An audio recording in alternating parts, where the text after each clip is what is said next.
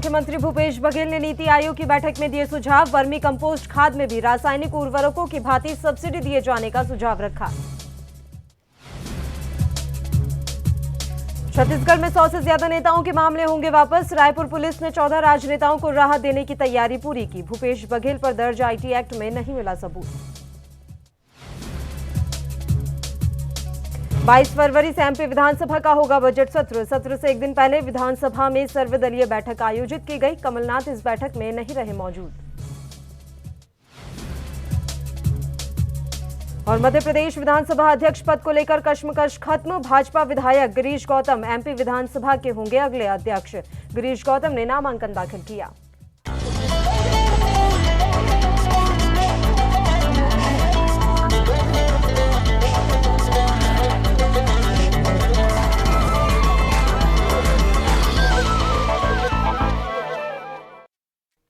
नमस्कार, ANB news देख रहे हैं आप। मैं हूं आपके साथ पल्लवी राजपूत और हमारे खास कार्यक्रम स्वर्णिम मध्य प्रदेश छत्तीसगढ़ में आप सभी का स्वागत है। आइए रुख करते हैं खबरों का।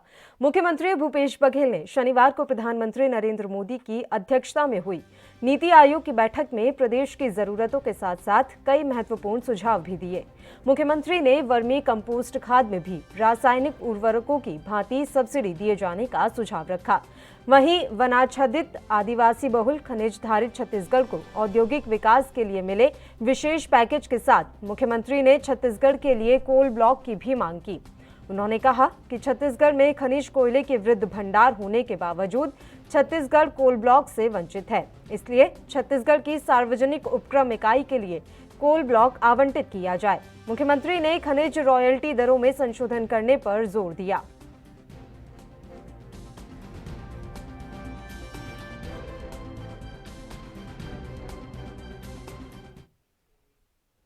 धरना प्रदर्शन, रैली और सरकार की नीतियों के विरोध में आंदोलन करने वाले राजनेताओं को अब कोर्ट कचहरी के चक्कर नहीं लगाने होंगे।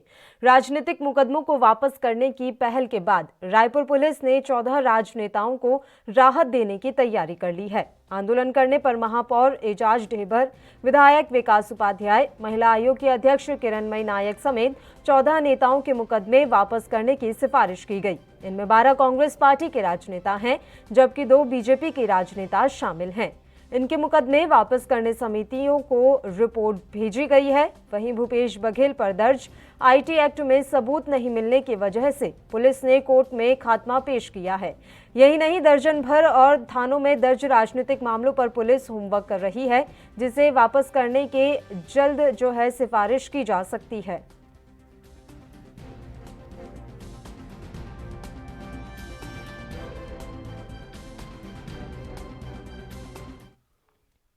मध्य प्रदेश विधानसभा अध्यक्ष पद को लेकर पिछले 1 साल से माथापच्ची चल रही थी। आज इस पर विराम लग गया है।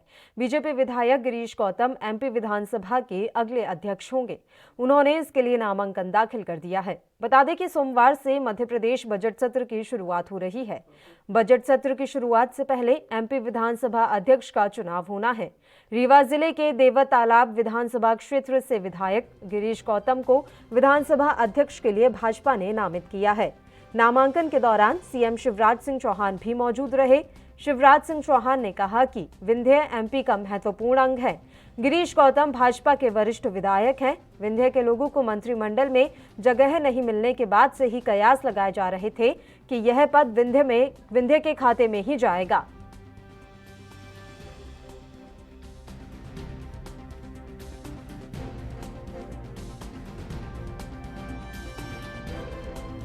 हमने मिलकर तय किया है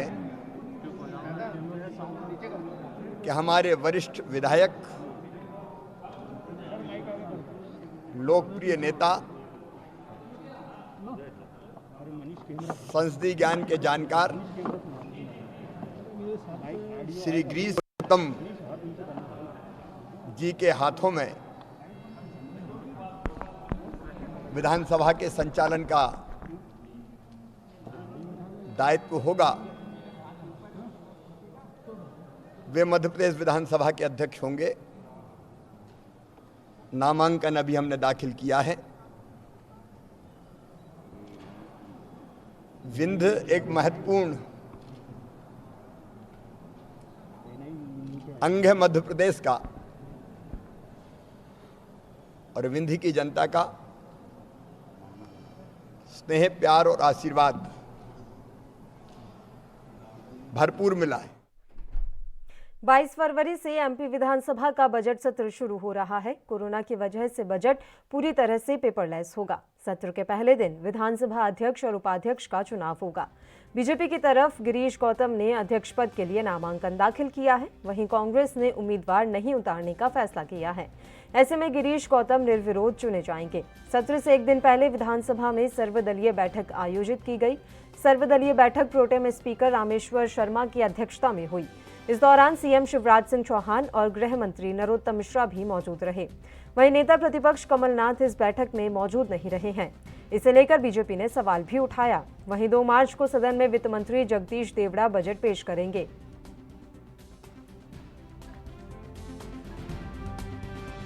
के बारे में कोई खास बात नहीं हुई, केवल चर्चा हुई कि सदन चलना चाहिए।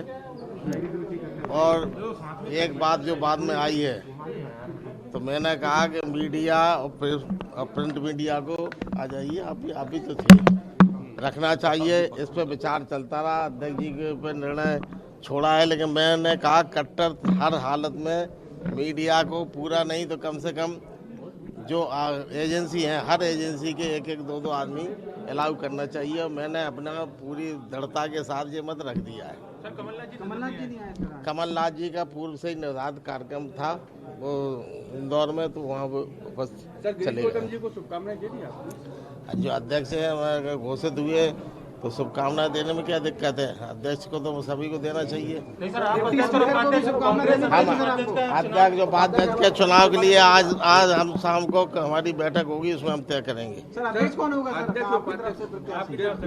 अभी कोई चर्चा नहीं है। ने जैसा बताया, उन्होंने मीडिया के पक्ष में विषय रखा था। चूंकि कल सदन को नया अध्यक्ष मिलेगा, तो अब अध्यक्ष नए वाली तय करेंगे। सर, सदन चलता रहे इसके लिए भी बातचीत हुई क्या? हाँ, बातचीत हुई है, सबकी सहमति है। कोविड के नियमों का, गाइडलाइन का पालन करते हुए सदन संपूर्ण उपस्थिति के साथ समवेत होगा। सर, जितने निर्धारित समय उतने समय से सदन चलेगा। अभी तो बातचीत यही हुई है हमारी। सर, बजट को लेकर कोई तारीख नहीं हुई? बजट कब आएगा? बजट के बारे में ऐसा बताया है कि 2 मार्च को संभावित बजट की प्रस्तुति होगी। नहीं, सभी का स्नेह और आशीर्वाद है।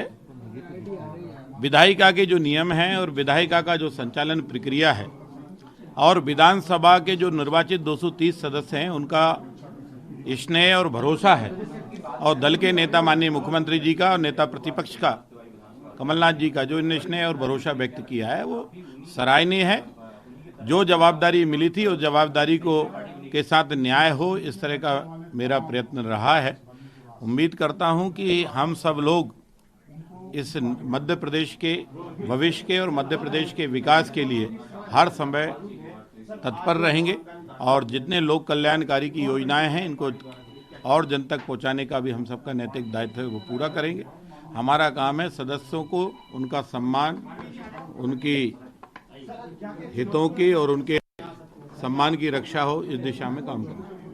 उपाध्यक्ष पद की जो परंपरा टूटी है, उसको लेकर नहीं, अभी कोई परंपरा टूटी और बनी है, इस पे अभी एकदम नहीं कह सकते। कल छत्तीसगढ़ के बीजापुर जिले के उसूर में सुरक्षा बलों को एक बड़ी सफलता मिली है। यहां सीआरपीएफ की संयुक्त पार्टी भूसापुर की ओर से सर्च अभियान चलाया गया। अभियान के दौरान भूसापुर और टेक मेटला के मध्य जंगलों में एक संदिग्ध व्यक्ति पुलिस पार्टी को देखकर छिप रहा था। संदेह पर जब घेराबंदी कर उसे पकड़ा गया तो वह माओवादी निकला, जिसके कब्जे से आईईडी बरामद किया गया है।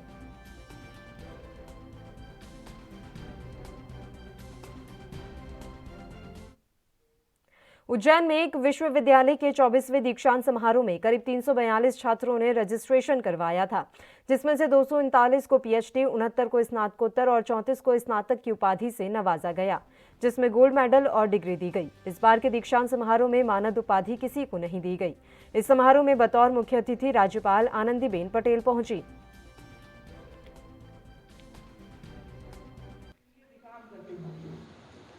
लेकिन उनका सपना ऊंचा कि मैं भले रिक्शा चलाऊं, लेकिन मेरी बेटी या बेटा एक साहब बन जाए, साहब बन जाए।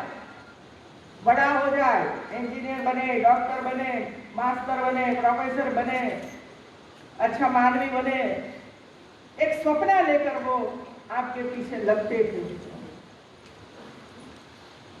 और इसी वजह से ये उपदेश समस्त मीडिया कर्मी भाइयों और बहनों, मैं धर्म, अध्यात्म, साहित्य, संस्कृति, ज्योतिष के लिए प्रसिद्ध इस अनादि नगरी उज्जैन के मंचासीन महामहिम राज्यपाल और सम्मानीय अतिथिगण का मालवा अंचल की संस्कृति के हमारे दीक्षांत समारोह का महामहिम राज्यपाल की सारस्वत उपस्थिति में होना हम सबके लिए अत्यंत प्रसन्नता और गौरव का विषय है।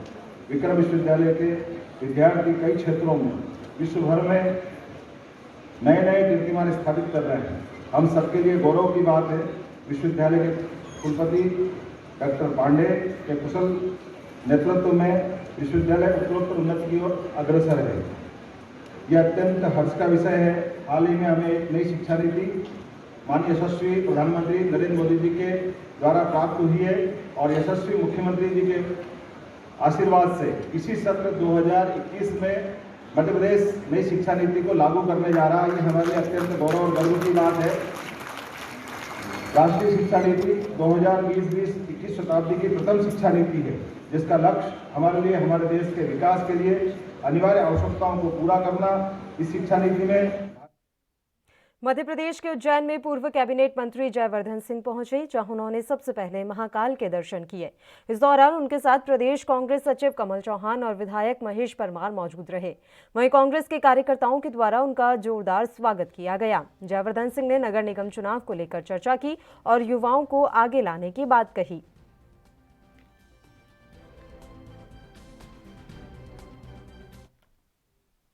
मध्य प्रदेश के बेटमा में नगर परिषद चुनाव की घोषणा आगामी माह में कभी भी हो सकती है। इसी को लेकर कांग्रेस तैयारी में जुटी है। इसी कड़ी में विधायक विशाल पटेल के समर्थकों द्वारा एक भोज मीटिंग का आयोजन कर कांग्रेस पर्यवेक्षक राजेश चौकसी को बुलाया गया था, जिसमें दावेदारों के बायोडेटा आमंत्रित किए जाने थे।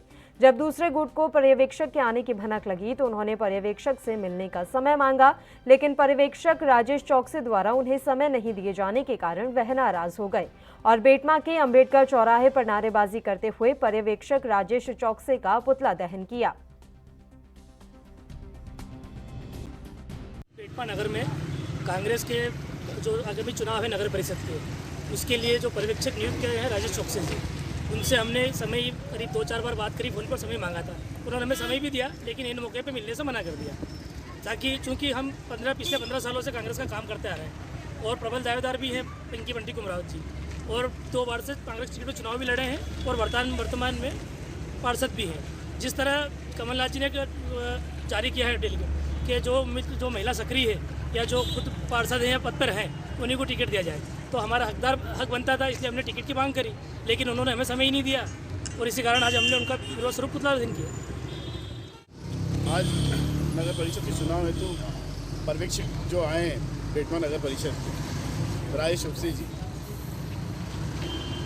उनका हमने पुतला दहन किया। चूँकि जो मीटिंग हुई है उसमें न तो जिलाध्यक्ष को आमंत्रित किया गया, न ही ब्लॉक अध्यक्ष को आमंत्रित किया गया और मैं पार्षद प्रतिनिधि हूँ, मुझे भी सूचना नहीं दी गई और न ही संगठन के पदाधिकारी को सूचना दी गई। इसके विरोध स्वरूप स्वर्णिम मध्य प्रदेश छत्तीसगढ़ में फिलहाल के लिए इतना ही। मुझे दीजिए इजाजत। देश प्रदेश के तमाम ताज़ा खबरों के लिए आप बने रहिए हमारे साथ। नमस्कार।